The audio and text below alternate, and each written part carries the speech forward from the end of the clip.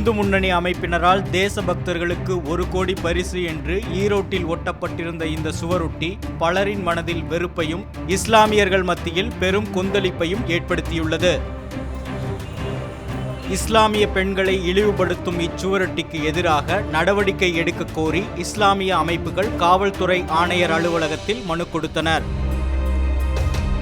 அமைதி பூங்காவாக திகழ்கின்ற தமிழகத்திலே சமீப காலங்களாக மத்திய அரசிலே மோடியின் தலைமையினால் காவி அரசாங்கம் பொறுப்பேற்ற நாளிலிருந்து சிறுபான்மையினருக்கு எதிராக மத துவேஷ கருத்துக்களும் அதிகமாக பரப்பப்பட்டு வருகின்றது.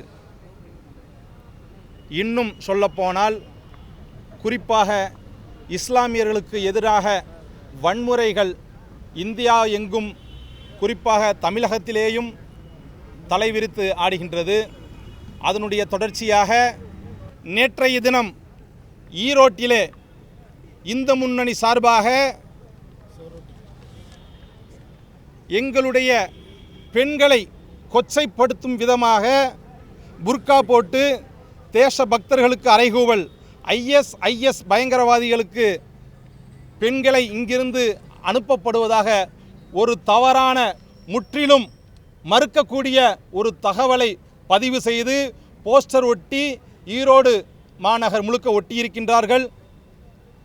இப்படிப்பட்ட ஒரு கேவலமான ஒரு வேலையை செய்த இந்து முன்னணியினரை கண்டித்து அதை கண்டிக்கும் முகமாக இந்திய தௌஹீத் ஜமாத்தினுடைய சென்னை மாவட்டத்தினுடைய சார்பாக கமிஷனர் அலுவலகத்திலே புகார் கொடுக்க இருக்கின்றோம். பாரதிய ஜனதா ஆட்சி பொறுப்பை ஏற்றது முதலே தமிழகத்தில் சிறுபான்மையின வெறுப்பு பிரச்சாரம் அதிகரித்துள்ளது என்பதும் குறிப்பிடத்தக்கது. கபீஸ் பாலகிருஷ்ணன், ரெட் பிக்ஸ் நியூஸ்.